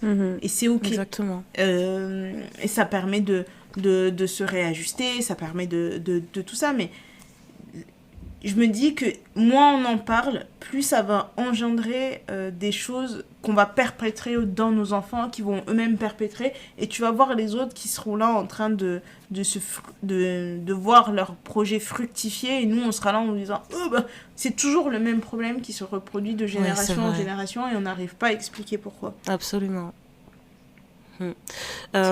Franchement, moi, j'ai pensé... en préparant l'épisode, j'ai pas mal pensé aux finances dans le couple. Et j'ai pensé à un cas précis. Parce qu'en fait, je me disais... Je discutais avec mon mari, il a créé une nouvelle entreprise il y a 1 an, je pense. Ouais, il y a 1 an, avec un autre associé. Donc, c'est une entreprise de 2 personnes. Et on discutait, en fait, du fait que tout est mélangé. Tu vois, nous deux, on a notre entreprise, toi et moi, pour le thé noir. Lui, il a une entreprise avec un proche aussi. Et je lui disais, en fait, tu te rends compte de comment on est tous liés, sans le vouloir. Moi, j'ai pas envie d'être liée à son associé, mais on l'est à cause de ces différents statuts. Et on s'est rendu compte que, oui, maintenant, ça fait 15 ans qu'on est ensemble. Et c'est maintenant qu'on se dit, il serait peut-être temps de faire un contrat de mariage. Et il n'est jamais trop tard. Tu connais mon amour pour les contrats de mariage. Voilà, tu vois. Vraiment, et c'était vraiment le passion. truc où on se disait, mais tu vois, de la même manière que tu prévois comment les gens vont gérer ton enterrement, etc. Ben, nous, on n'a pas envie de préparer la fin de notre couple, mais quand même, c'est important de faire un contrat de mariage qui va vraiment mettre des limites sur qu'est-ce qui appartient à qui, qu'est-ce qui appartient à quoi, parce que justement... Vous protégez tous les deux. C'est ça, jusqu'ici, les choses qu'il faisait, il les faisait en tant qu'entrepreneur solo, et donc je pense que ça avait un peu moins d'incidence. Mais là, il y a une nouvelle personne qui rentre en jeu, et cette personne-là aussi est mariée, et je disais, mais en fait, tu te rends compte que si nous, demain, on divorce, ou si lui, il divorce, qu'est-ce qu'il en est de votre société, en fait, qui récupère quoi, etc. Ouais, tu sais pas, parce qu'on n'a rien mis à plat. Donc c'est vraiment important qu'on fasse ça. Et il disait la même chose, il disait mais c'est vrai en fait, parce que même toi avec le thé noir, demain Néné, on sait pas dans quelle situation elle sera, on sait pas, tu vois, si elle se marie, si elle se sépare, si truc, enfin. I'm a flight risk. Voilà quoi, on a dit en fait on est déjà un risque en tant que couple. Et on a ajouté des risques à gauche, on a ajouté des risques à droite. Genre, il y a tellement de choses qui se mélangent. On s'est dit, purée, mais c'est vrai, il faut vraiment qu'on fasse un contrat de mariage, en fait. C'est très important. Mais c'est hyper important. Et en fait, on se moquait, moi, je me souviens quand je regardais les émissions de télé-réalité US, les Real Housewives ou tout n'importe quoi, ou quand ils disaient qu'ils faisaient des contrats de mariage. Ah non, il veut se marier avec un contrat de mariage, je veux pas me marier avec un contrat de mariage, je me rends pas compte. Mais c'est hyper important. Et c'est vraiment, vraiment hyper important parce que vous avez des ambitions qui sont différentes, vous avez des ambitions communes. Mais moi, je me souviens toujours de cette histoire d'une pote dont la tante était mariée avec son oncle. Donc, c'est sa tante par alliance, hein, c'est pas son sang. Son sang, à elle, c'est son oncle. Ils se sont séparés il y a des années. Mais parce qu'ils étaient mariés sous le régime de la communauté des biens et qu'au moment où il a acheté son cabinet de vétérinaire, ils étaient mariés sous la communauté de biens. Quand il est parti à la retraite et qu'il a revendu son cabinet, elle a eu 50% des bénéfices. 50%. Damn. Pour quelqu'un avec qui c'est fini. Vous êtes divorcés depuis 20 ans. C'est fini depuis, c'est incroyable. Franchement. Depuis 20 ans. Et tu vois, des histoires comme ça, je me dis, vous voyez quand vous allez vous marier, vous êtes là tout flamme. Moi, je peux me rouler par terre. Là, oui, on est amoureux. Mais il y a un pote de mon petit frère aussi qui avait dit ça. Ouais, il me dit, on est mais amoureux. quand on s'est mariés, machin et tout. J'ai dit, mais soyez pas amoureux aveugles. Bah oui. Mettez vos lunettes, vous allez voir un notaire. Soit vous êtes pleinement conscient que vous êtes marié sur la communauté des biens. Et pour certaines personnes, juste le régime de la communauté des biens, ça va très bien. Le régime de la séparation des biens, ça va très bien. Mais pour d'autres personnes, c'est un peu plus compliqué. C'est ça. Parce que comme tu as dit, il y a des entreprises familiales, il y a les choses que vous faites ensemble, il y a les choses que vous faites avec vos potes, etc. Passer chez le notaire, même si ça coûte 1000 balles, ce sera peut-être les 1000 balles les mieux dépensées. Parce qu'il ne faut pas oublier que dans toute situation traumatique, j'entends par là le deuil, j'entends par là la séparation, on ne sait pas comment on va réagir. Exactement. Donc, on ne sait pas si l'autre personne va se transformer, on ne sait pas comment on va supporter ce changement, c'est catastrophique. Mais bien sûr, on attend tous des histoires de personnes qui sont en pleine séparation et qui disent, bah du coup, les enfants, elle veut pas que je vois les enfants, il veut pas que je vois les enfants, il m'interdit ci, il m'interdit ça, il est en train de faire traîner parce qu'il y a telle chose qui va se passer, et c'est vraiment genre chacun se transforme en petit pire version de soi-même. Ouais, mais en petit vilain de l'école, quoi. C'est parce que je sais que elle aimait ça, donc je vais pas lui donner ça. On va se battre pour ce petit truc ridicule. Oh là là, c'est insupportable. Insupportable. Donc préparer c'est comme on dit, pour avoir la paix, on prépare la guerre. C'est ça. Et c'est vraiment le truc des gens qui... Je voulais juste préciser ça, pour les gens qui se disent toujours « Non, la communauté des biens ». J'ai l'impression qu'il y a un aspect romantique qui a été mis dessus. C'est pas romantique si vous épousez quelqu'un qui a des dettes, tu vois. Parce que c'est la communauté des dettes. Vous récupérez leurs dettes. Et en fait, je sais même pas pourquoi ça s'appelle communauté des biens, parce qu'une dette, c'est pas un bien. Mais en fait, c'est vraiment vous faites vie commune financièrement. Ce qui est à toi ouais. Ce qui est à toi est à moi. Que ce soit positif ou négatif. Donc vraiment, gardez ça en tête. Mais c'est pour ça quand ils te disent pour le meilleur et pour le pire, pour le meilleur et pour le pire, dans la richesse comme dans la pauvreté, dans la santé comme dans la maladie. Et je sais plus c'est quoi l'autre. Tout ça là. Mais la richesse et la pauvreté. Moi, sur la question là, la pauvreté, j'ai des questions. Quel genre de pauvreté? T'as vu? Parce que moi, je m'arrache la tête. Mais tu vois, moi, j'ai la solution, mais... Parce que, rappelle-toi, moi, j'ai juste fait une cérémonie de bénédiction. Donc, on n'a pas dit tout ça. Je ne l'ai jamais dit. Non, mais franchement, parce que dans la richesse et la pauvreté, tu dis dans la richesse... J'avais vu une vidéo comme ça, qui disait juste dans la richesse, et c'était le prêtre qui disait dans la richesse et dans la pauvreté, elle le regardait droit dans les yeux. Dans la richesse Elle a dit, vous allez pas m'avoir ici, je peux vous dire dans la santé comme dans la maladie, mais I rebuke, I rebuke, vraiment. Non, je te jure, c'est trop drôle. Parce que la maladie, je te jure, non, il n'y a pas de problème. On est des humains, on est juste un tas de chair et d'os. Donc, ok, il n'y a pas de souci. Et la pauvreté non, moi je me suis pas... Non, mais c'est pas pour tout le monde. On n'est pas venu ici pour souffrir. Vraiment... Ouais. Non, mais c'est vraiment bête, mais regarde Koh-Lanta. Comment les gens, parce qu'ils ont faim, comment ils agissent parce qu'ils ont faim. Ouais. Donc, tu t'imagines dans la pauvreté. La pauvreté, c'est pas juste le fait de pas pouvoir payer ses factures, c'est le fait de pas pouvoir se nourrir, de pas pouvoir subvenir aux besoins basiques de vos enfants. T'as vu? Comment vous allez être? Ah ouais, non, parce que moi, franchement, il y a plein de choses que je peux supporter. Mais mes enfants qui me disent, ouais, pourquoi on peut pas avoir ça, maman, pourquoi on n'a pas ça? Mais moi, je vais péter les plombs. Je vais m'en vouloir avec une force. Non. C'est pour ça que, tu sais, des fois, ça arrive, je sais même pas pourquoi ça continue à arriver, mais on me demande encore, est-ce que tu ferais un autre enfant, etc. Et je me dis, mais ça va pas la tête. 3 enfants, financièrement, c'est compliqué. En tout cas, élever 3 enfants et leur laisser et avoir le budget pour leur permettre d'explorer différents hobbies, différentes activités, différents passe-temps, etc. Ça coûte cher. Mais avoir 3 enfants et juste les nourrir et les vêtir, oui, ça va pas me coûter cher. Je peux me débrouiller comme ça. Oui, sauf que moi, c'est pas la vie que j'ai envie de donner à mes enfants. Donc si j'en rajoute un 4e, mais ça va pas à la tête.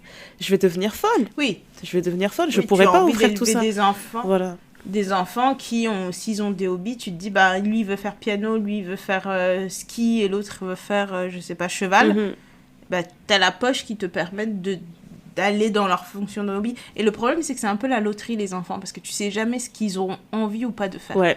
Et il y en a certains qui ont envie de rien, et c'est ok. Mais il y a des parents qui vont quand même leur dire, oui, il faut quand même que tu fasses une activité, parce que je reste convaincue que ça te permet de développer une certaine intelligence sociale. C'est vrai. Mais il y a des enfants qui veulent tout faire. Et ouais, voilà, c'est ce que j'allais dire. T'as des enfants qui veulent tout faire, et t'as aussi ceux qui se... Bah, c'est des enfants, quoi, donc ils se cherchent. Donc ils vont faire une saison, ils font athlétisme. Une saison, ils disent, non, en fait, j'ai envie de faire du poney maintenant. La saison d'après, c'est et en basket. plus, tout ça, c'est que t'achètes le matériel pour tout ça. Tu vois, et je me dis, je regardais la vidéo de Cardi B qui a fait un podcast avec Emma Grede, qui s'appelle Aspire, et dans ce truc-là, elle disait, moi, on me dit que mes enfants, ils sont surchargés, qu'ils sont fatigués, que machin. Elle dit, mais moi aussi, je suis fatiguée. Mais je me réveille, je suis là pour eux, je vais travailler. On est tous fatigués, maman. Donc, mais on elle a dit, eux, quand ils rentrent de l'école, ils ont un tuteur, ils ont cours de gymnastique, ils ont cours de machin. Ils ont un programme. Oui, mais c'est pas bien de surcharger les enfants, machin, etc. Non, elle dit, je les surcharge pas. C'est des enfants. Les gens, ils oublient que les enfants, ils ont une énergie différente. Hein. Voilà, et ils travaillent, elle dit, et parfois ils sont fatigués, elle dit, et puis là, ma fille, la culture, elle voulait faire de la danse, on l'a mis à la danse, ah non, je veux faire de la gymnastique, etc. Elle dit, à un moment donné, je l'ai assise, je lui dis, en fait, cocotte, que tu veuilles ou non, là, jusqu'à la fin de l'année, tu vas aller faire la gymnastique. Elle dit, parce qu'ils ont besoin d'apprendre la discipline, un minimum de discipline. Et un minimum d'engagement. Tu t'es dit que tu allais faire quelque chose, et tu le fais. Et tu avais la host et Maggie qui disait, moi j'ai des gens qui viennent à la maison, tu vois, qui font le ménage, etc. Mes fils n'ont pas besoin d'apprendre à faire... Mes enfants n'ont pas besoin d'apprendre à faire leur lit. Elle dit, mais tous les matins, je les force à faire leur lit. Parce qu'ils ont besoin de comprendre que dans la vie, il y a des choses que tu es censé faire, tu vois. Donc, on peut... En fait, tout ça pour dire que tu peux avoir autant d'argent que tu veux et avoir la possibilité de faire 1 milliard de choses, ça reste que il y a un minimum pour comprendre comment les choses fonctionnent, pour savoir qu'il faut avoir une certaine éducation financière. C'est Paris Hilton qui, je crois que c'est son grand-père qui l'a déshérité. Ouais. À cause de la carrière qu'elle avait choisie, etc. Mais elle a refait tout son argent toute seule. Ouais. Si elle l'avait pas vu en étant enfant, des étapes, etc., que le fait de se prendre des noms et que machin, si elle avait pas vu tout ça, ce serait juste dit, comme beaucoup de personnes qui avaient beaucoup d'argent et qui après n'en ont plus, c'est ok, j'ai plus d'argent. Ouais. Et puis c'est tout. Mais il faut savoir le faire de l'argent. Il y a un facteur chance qui est énorme, je pense, dans le fait d'être très très riche, mais il y a aussi le facteur travail. Ouais, je suis d'accord. Il faut pas négliger ça. Et quand aussi on entend, oui, il suffit de traverser la route pour avoir son travail, pour gagner de l'argent, non, parce qu'il y a des emplois qui sont affreusement mal payés aussi, et d'être là sur ses grands chevaux et de dire, il suffit de travailler pour avoir de l'argent, non, il suffit pas de travailler. Les gens là, les couvreurs qui sont sur les toits ou sur les grands immeubles pendant des heures et qui gagnent une misère, mais qui mettent leur vie en danger. Et à côté de ça, tu as des gens qui sont assis dans des salles de réunion et qui te disent, je pense qu'on va changer la couleur de la canette de coca. Ouais. Et c'est toujours eux, c'est toujours eux qui disent, ouais, les gens, ils aiment pas travailler, ça m'énerve, etc. Ouais, et en plus, ils te disent ça à la machine à café, café offert par la boîte, dans le bar à snack offert par la boîte. Non, il te dit, non, on va pas faire rouge rubis. On pense qu'on va passer sur rouge grenade, ça va plus engager le consommateur. Exactement. Et ce type-là, il va gagner 10 000 balles par mois. Voilà. Et toi, tu vas être là, tu te dis, mais pourquoi ? Donc, je comprends. Et je le sais, il y a un facteur de travail, mais il y a aussi un facteur chance pour gagner de l'argent. C'est ça.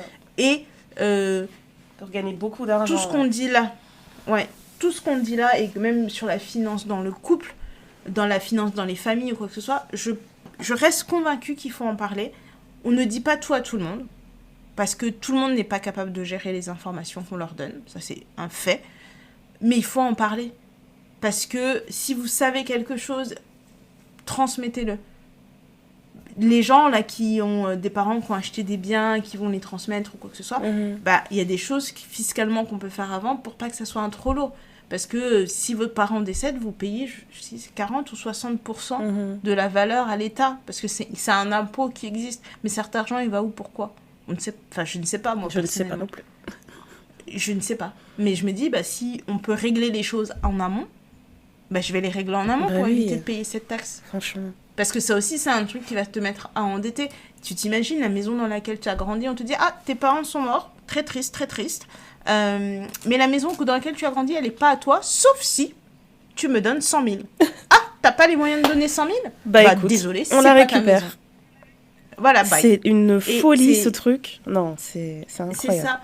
Et pour revenir sur le couple, quand tu disais que il faut faire des contrats de mariage, etc., ça vaut aussi pour le Pacs. Ouais, ok. Quand vous êtes pacsé, que vous vivez en machin, testament, parce que je pense que quand tu es marié, automatiquement, ce qui est à ton mari devient à toi, ce qui est à ta femme devient à toi, enfin, et vice-versa. Hein, si jamais il y en a un de vous deux, il vous arrive quoi que ce soit, ça va au conjoint ou à la conjointe, et ensuite ça descend aux enfants. Mais si vous êtes pacsé, c'est pas automatique. Donc il faut faire pax plus testament qui stipule que si jamais il vous arrive quoi que ce soit, il y a une part qui va à votre conjoint ou votre conjointe et qui va aux enfants. Parce que sinon, je crois que ça va juste aux enfants, et si vous n'avez pas d'enfants, ça va aux parents. Ok. Si vos parents sont encore en vie. Donc moi, s'il y a un truc que je peux conseiller, c'est que déjà lire, s'informer, etc. Mais si vous n'êtes pas sur ce format d'aller chercher des infos, dans le podcast Légende, il y a des personnes qui ont, enfin, notamment un généalogiste, des gens qui sont... Il y en a un, il y a un mec qui était au Trésor public, qui racontait un peu des anecdotes. T'as des petits... T'as des épisodes comme ça qui sont orientés finance, qui, moi, je trouve qui sont assez bien, parce que ça te permet de te poser quelques questions. T'es notaire, qu'est-ce que t'as déjà vu? Qu'est-ce que est la plus grosse erreur? T'as un banquier... Enfin, voilà. Ouais, ça peut donner une première approche. Mais depuis que tu me recommandes ce podcast, tu sais que je l'ai toujours pas écouté. Hein. Je pense que, à part un truc, il y a un épisode que tu m'avais envoyé, je pense que j'avais écouté, mais j'ai toujours pas pris. Ouais. Après, il y a des trucs qui sont bien. Après, c'est comme tout, il y a des gens qui disent oui, mais vous vous souvenez de qui est l'animateur du podcast, il a des casseroles, etc. En fait, tout ce qu'on touche maintenant, il y a toujours un truc qu'il y a derrière. Moi, je le prends pour ce que c'est. Okay. Surtout sur les parties un peu finance et tout, je trouve que c'est un bon format. Moi qui fais un peu de route et tout, tu mets ça, t'écoutes, ça te permet d'avoir une idée. C'est pas forcément applicable, mais tu vois, plus je grandis, plus je suis convaincue qu'avoir un avocat, avoir un notaire, c'est pas un luxe en fait. Je pense que c'est quelque chose de bien, ou d'avoir quelqu'un dans son entourage ou une recommandation et tout, parce qu'on peut toujours avoir besoin d'un avocat, on peut toujours avoir besoin d'un notaire. Ne pas négliger quand vous avez un vol qui est en retard ou un train qui est en retard, de faire des réclamations, parce que parfois tu te dis tant pis, j'ai la flemme, mais vous laissez dormir de l'argent. On ne laisse pas dormir de l'argent. Voilà, en fait il y a plein de petites choses comme ça où tu te dis voilà, ça peut gâcher des relations, même dans le couple. Si t'es avec quelqu'un qui a une addiction au jeu et que toi tu travailles et que finalement tu vois tout votre argent sur le compte commun va pour aller sur BetClick ou Fois aux caisses, tu te dis attends, mais pourquoi ça? C'est des choses qui peuvent gâcher des couples. La personne peut être très très bien, mais cette chose-là, ça va tout gâcher. Tu vois, de se dire en fait on a juste un compte commun et puis tout l'argent qu'on fait c'est sur notre compte. Conseil de maman nénée, ayez un compte commun pour les dépenses communes, c'est-à-dire la maison, tout ce qui a trait à votre foyer, l'école des enfants, machin chose, et ayez chacun votre compte. Parce que si le compte commun, il y en a un qui fait une connerie avec le compte commun, ça veut dire que vous êtes dans la merde. Vous n'avez plus de compte, vous n'avez plus rien. Alors que si vous avez chacun votre compte à côté, il y a toujours des choses qui peuvent s'arranger. Et de se dire que c'est... c'est...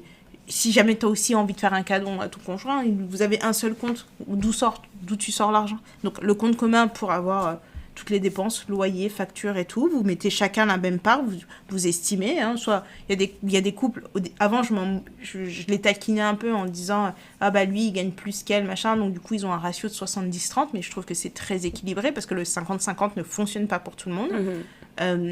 Donc de se dire que en fait moi je gagne tant, toi tu gagnes tant, on fait un ratio, ça veut dire que sur le compte commun pour faire face aux dépenses, chacun doit mettre tant et toutes les dépenses sont assurées et après chacun gère son argent comme il a envie de gérer. Voilà, c'est des conversations qu'il faut avoir. À ton avis. Et il faut pas négliger. Je dis ça à la fin, je dis à ton avis parce que je suis pas dans ça. Moi je pense que les conversations qu'il faut avoir sur l'argent dans le couple, c'est très important parce que si vous n'avez pas la même vision de l'argent dans le couple... Oui, c'est ça. Oui, c'est ça. C'est ça que je dis quand je dis que c'est des conversations qu'il faut avoir parce qu'il y a des gens qui estiment qu'ils n'ont rien à payer, que la femme n'a rien à payer. Et c'est OK. Mais si toi, tu es une femme et que tu estimes que dans ton foyer, tu n'as rien à payer et que c'est juste au mec qui doit payer mais que lui n'a pas ça en tête, si vous vous mettez pas d'accord avant d'avoir signé tous les papiers, de vous faire des bisous devant tout le monde... Bon. C'est ça, c'est là que ça devient un problème. Disons que c'est tu vois, j'avais lu une histoire sur Reddit où t'avais un couple qui était fiancé, donc ils sont là en train de faire leur préparation du mariage et le truc qui nous énerve à chaque fois, c'est quand ils font la préparation du mariage qu'ils regardent leurs finances. Genre, ils les ont jamais regardées avant. Et le fiancé a des dettes. En fait, c'est des Américains, donc il a des grosses dettes par rapport à l'université. Et son épouse, elle en a pas. Et elle a de l'argent de côté. Et il s'avère que l'argent qu'elle a de côté, c'est le même montant. Donc le fiancé, il lui dit, tu devrais utiliser l'argent que tu as mis de côté pour couvrir mes dettes. Et elle lui dit, mais c'est hors de question. En fait, moi aussi, j'ai été à l'université. J'ai travaillé très dur pour éponger mes dettes par rapport à mes études. Et j'ai réussi en plus à mettre de l'argent de côté. Donc, je vois pas pourquoi ça devrait devenir ma responsabilité d'éponger ces dettes. Et c'est là que je me dis, tu vois, avant de mettre la bague au doigt, etc., vous auriez dû discuter de ça. Parce que pour moi, il n'y a pas de réponse parfaite. Genre, je peux te dire que moi, je serais pas d'accord avec l'idée d'éponger les dettes. Et encore, je dis ça maintenant, mais ça se trouve que à l'époque, j'aurais dit, ouais, vas-y, j'éponge tes dettes. Franchement, je ne sais pas. Il y a des personnes pour lesquelles ça va passer. Elles vont se dire, il n'y a pas de souci. Je mets et on commence la vie ensemble. Il y a d'autres personnes qui vont dire, c'est hors de question.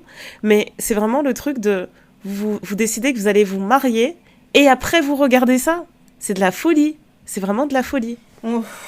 On va revenir sur les dernières conversations qu'on a eues dans le podcast, notamment sur Love is Blind. Mm-hmm.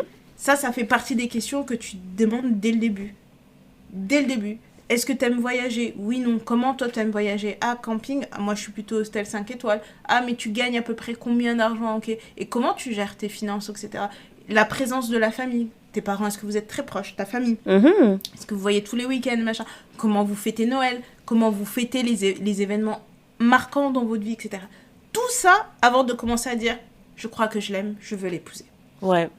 Mais tu sais, c'est dingue parce qu'il y a tellement de situations différentes. Donc là, dans ce cas précis, la fille qui a écrit sur Reddit, elle a dit bah non, je ne paierai pas ses dettes. Et donc là, elle est en train de dire en fait, ça a créé tellement une discorde qu'on est à un point où on se demande si on va aller au bout avec le mariage en fait. Donc je pense qu'eux, au final, ils vont pas se marier. Mais je ne sais pas si tu te rappelles, dans la saison 1, Barnett et sa fiancée. Ah, j'ai oublié son nom.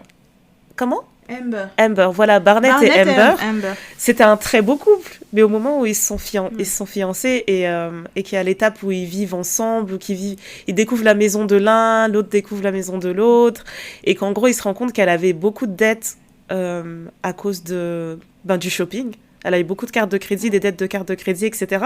Et tout le monde se demandait, mais comment ils vont faire ? Est-ce que... Tu sais, il y avait vraiment cette tension de est-ce qu'il va quand même l'épouser malgré les dettes, etc. Parce que je peux comprendre qu'une personne qui a des dettes, elle arrive dans ce genre d'émission, elle n'a pas envie de dire à chaque personne à qui elle parle « En fait, j'ai 40 000 $ de dettes, juste pour info. » Je peux comprendre que tu sois mal à l'aise et que tu te dises « Voilà, on va en parler quand ça deviendra sérieux. » Mais tu vois, je trouvais ça intéressant que autant il y a des personnes qui ont découvert les dettes et elles se sont dit « On va rester ensemble, on va travailler là-dessus ensemble. » Et autant tu as eu des personnes qui entendent parler de ce genre de situation et ils disent « c'est hors de question. C'est hors de question, moi je ne ferai pas ça. » Donc... Pour moi, le plus important, c'est que ça ait lieu avant que vous soyez complètement liés par un contrat. Oh, non, mais lui, je pense qu'il l'avait évoqué avant, mais je pense qu'il a réalisé le montant après. Ouais. Et j'avais vu une interview sur 2 où il disait, en fait, le montage aussi Netflix a montré comme si c'était quelque chose d'énorme et tout. Il dit, mais je le savais, en fait.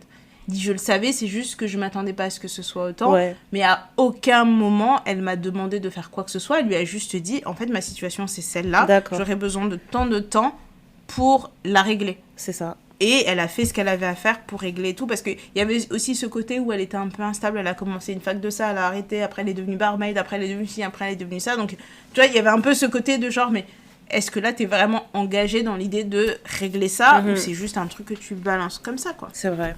C'est vrai. Mais ça reste que c'est quelque chose de complètement... Enfin, ouais, pour moi, c'est quelque chose dont on doit parler. Si tu as l'intention d'être une femme au foyer et que tu cherches un mec qui veut être avec une femme qui travaille, vous n'allez pas vous entendre. Bah oui, libère les gens, en fait. Sauf s'il y en a un de vous qui est prêt à faire une concession.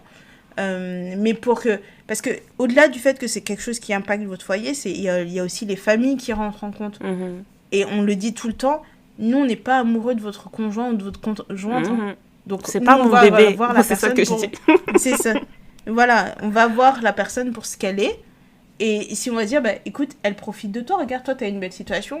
Parce que, tu sais, quand tu vis, t'es du côté de la personne qui a la maison, la voiture, les machins, t'as toujours l'impression que cette personne-là, c'est le jackpot. Et que l'autre, elle a rien, machin, truc, tu vois. Mais, c'est pas forcément le cas. C'est pas forcément le cas. Il y a beaucoup de personnes qui se construisent avec leur partenaire derrière, parce qu'on se dit, bah, si cette personne, elle est arrivée là aujourd'hui, vous voyez pas tout ce que la partenaire ou le partenaire a fait derrière pour que cette personne en arrive là. Vous voyez pas le nombre de sacrifices. Je regardais une cérémonie je pense que c'est sur le Hollywood Walk of Fame, ou comment il s'appelle, Thor. Comment il s'appelle Thor? Machin Evans. Hemsworth. Chris. Ouais. Chris. Ouais. Chris Hemsworth, il est marié avec Elsa Pataky, ils ont des enfants. Elsa Pataky, qui est une actrice, et elle a mis sa carrière de côté pour le laisser blossom. Et écoute, dans ça a son bien marché, discours, ça a bien marché, mais dans son discours, il dit « Ma femme est une incroyable actrice, etc. » qui a décidé de mettre sa carrière de côté pour me laisser grandir, machin. Je ne la remercierai jamais assez des sacrifices qu'elle a fait pour que j'en sois là aujourd'hui. Mais t'as des gens qui sont comme ça, ou t'as des personnes qui font des sacrifices et qui te laissent briller parce que t'as brillé. Je dirais pas toujours les femmes, mais souvent les femmes, hein, pour essayer d'être un peu nuancier. Et que du jour au lendemain, quand les trucs fonctionnent bien, on te laisse en te disant « Ouais, de toute façon, je veux pas toi, je veux telle personne. » Tu te dis « Mais attends. » Donc moi, j'ai investi mon temps, mon énergie dans toi pour que tu me dises « Bah non, je veux pas de toi, je veux une autre personne. » Et j'ai supporté ta famille qui me disait « Ah, baby, parfois même... elle prenait sur son argent à elle, parce que dans les familles congolaises, ça arrive souvent, tu vois, il y a un décès, etc. Les gens, ils voient l'argent arriver, ils disent, c'est forcément lui qui a envoyé l'argent. Mais c'est pas lui, c'est elle. Mais les gens ne savent pas. Ou elle a un meilleur salaire, mais les gens ne savent pas. Donc, ils ont l'impression que tout ce qu'ils voient, c'est lui. Et ils se permettent de dire certaines choses et d'avoir certains comportements. Et quand on parle de violence financière, c'est tout ça. C'est pas juste le fait qu'on est... traumatisé parce qu'on a une mauvaise période dans sa vie, c'est toutes les choses qu'il y a à côté qui découlent du fait d'avoir de l'argent dans nos vies, qui est utile au fonctionnement de chacun et chacune. Voilà. C'est une belle conclusion. Merci. Je suis une professionnelle. Non, attends, je suis désolée parce que t'as fait une trop belle conclusion, mais il y avait juste un dernier truc que je voudrais rajouter avant qu'on finisse. C'est vraiment pas long, mais je trouve que c'est essentiel d'en parler. Comme on parle de finances, je sais qu'il y a beaucoup de personnes qui investissent en bourse et qui se disent voilà, que ce soit crypto, etc. Bref, je vois qu'il y a beaucoup de gens qui se lancent dedans, et inutile de rappeler que c'est un métier d'être trader, donc c'est pas facile de se lancer là-dedans et de forcément faire du bénéfice, mais il y a un truc sur lequel moi je voulais vraiment insister, c'est l'éthique qu'il y a derrière. C'est que beaucoup de gens investissent en se disant bah voilà, moi j'ai vu que l'action de telle société, etc., elle est intéressante, donc je vais investir dedans parce que je suis sûre de récupérer. Mais je vous invite vraiment à faire des recherches derrière les sociétés en question, parce que j'ai beaucoup entendu parler du fait d'investir dans des actions pour la société Palantir. Et la société Palantir, c'est une société qui fait des logiciels d'analyse de données et de science des données. Et en fait, ça c'est le texte que tu trouves quand tu googles la société. Mais il faut savoir que cette société, elle fait beaucoup de reconnaissance faciale, etc., ce genre de choses. Et elle a énormément aidé la ICE pour tout ce qui est... salve, en fait, pour toutes les salves qu'il y a eu en ce moment aux États-Unis. Donc, je me disais juste, ok, il y a des moyens de se faire de l'argent, on peut investir dans certaines sociétés, se dire, purée, c'est super, je récupère beaucoup d'argent parce que cette société, elle est en vogue, on va dire. Mais faites un minimum de recherche derrière les boîtes dans lesquelles vous mettez littéralement votre argent, en fait. C'est que c'est pas juste un petit monde à part comme ça où vous jouez avec de l'argent, où vous jouez avec des actions, c'est que ça a des incidences concrètes sur notre quotidien et sur d'autres décisions. Tu sais, souvent, on pense qu'on a besoin de manifester, signer des pétitions, etc., pour que certaines choses n'aient plus lieu. Et on se rend même pas compte, en fait, que dans des petites actions banales comme ça, peut-être qu'on fait partie des personnes qui facilitent ce genre de problème. Donc, voilà, c'était ma petite parenthèse. Maintenant, je te laisse retourner à ta conclusion parfaite. Mais non, mais c'était une très belle parenthèse. Maintenant, on va aller sur ce qu'on connaît, un terrain on va essayer d'être plus joyeux parce que c'est un peu lourd, là. Yeah. Qu'est-ce qui te rend heureuse en ce moment ? Plusieurs choses. Mais je vais choisir le fait que j'ai converti une auditrice à lire la série de romans que je lis qui s'appelle Agatha Raisin. C'est une série détective en fait. Et je suis trop contente parce que on en a parlé la semaine dernière. Je pense que j'en ai reparlé vite fait dans le bonus. Et justement, c'est une abonnée qui est abonnée au bonus aussi et qui a dit c'est bon, t'arrêtes pas d'en parler. J'ai cédé, j'ai acheté le tome 1. J'ai dit yes! Victoire pour le peuple! Le book club de Agatha Raisin, là, c'est parti, je te jure. Franchement. Donc ça m'a rendue trop heureuse, trop contente. Et toi, Doudou? C'est la saison des tulipes. Oh, voilà. Mais c'est vrai, j'ai vu des belles tulipes dernièrement, là. Voilà, c'est ça qui me rend heureuse.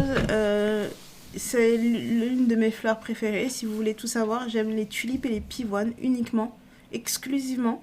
Les autres trucs, c'est joli, hein. C'est fun, il y a de la couleur, il y a de la texture. C'est ça. C'est vrai que les pivoines, c'est very beau. fun. And it's big. Et les pivoines, it's big. En plus, tu peux acheter les petits boutons et tous les jours, quand tu rentres, tes pivoines, elles grandissent, elles s'ouvrent, elles sont là. Mais c'est beau. Regarde-moi comment je suis belle, regarde-moi comment je suis une truc. Donc voilà, et les tulipes, c'est le côté, tu me vois plus. Look at me, I'm cute. No, you didn't see me. Et le côté un peu plus fragile et tout. Je trouve que la pivoine, c'est une fleur qui est grandiose. Mm-hmm. Et les tulipes, c'est une fleur, sont des fleurs qui sont très élégantes et très genre... tu sais quoi, je pense que les tulipes sont les Zendaya des fleurs. Elles font des apparitions comme ça, elles sont genre... Wow. Hey, remember me. Et après, I'm amazing. Yes, I'm perfect. Et après, elles disparaissent et t'es là, tu te dis, mais où sont-elles? Et quand tu les revois, elles sont toujours fantastiques. Ouais. Tu vois, et d'ailleurs, t'as été voir le film The Drama ou pas? Non, c'est prévu. Ouais. C'est prévu, il faut que j'ai dans ma fenêtre... Mais j'ai vu, sans faire exprès, le plot de l'histoire. Moi, je veux pas voir. Moi, c'est une chose qui... Je vais aller regarder ça en streaming illégal. Désolée. Voilà. Moi, ça me dérange pas, tu vois, de connaître le plot et tout. Mm-hmm. Mais on en reparle quand on a vu toutes les deux le film. Ouais, pas de souci. Parce qu'il y a je pense qu'on peut parler de la promo, comment elle a été faite, l'histoire et tout, et... S'il y a des choses qu'on pense qui auraient pu être faites ou pas, est-ce que les gens se plaignent trop, etc. etc. C'est ça. Sur ces belles paroles, à plus, on se donne rendez-vous dans l'épisode bonus pour les gens qui sont abonnés. Et pour les autres, on se donne rendez-vous la semaine prochaine. En attendant, on se retrouve sur Instagram, Twitter, Not Gonna Lie, newsletter, tout ce que vous voulez pour nous raconter vos vies et tout. You know the drill. Mm-hmm. Prenez soin de vous et à très bientôt. Bisous, bisous. Bye.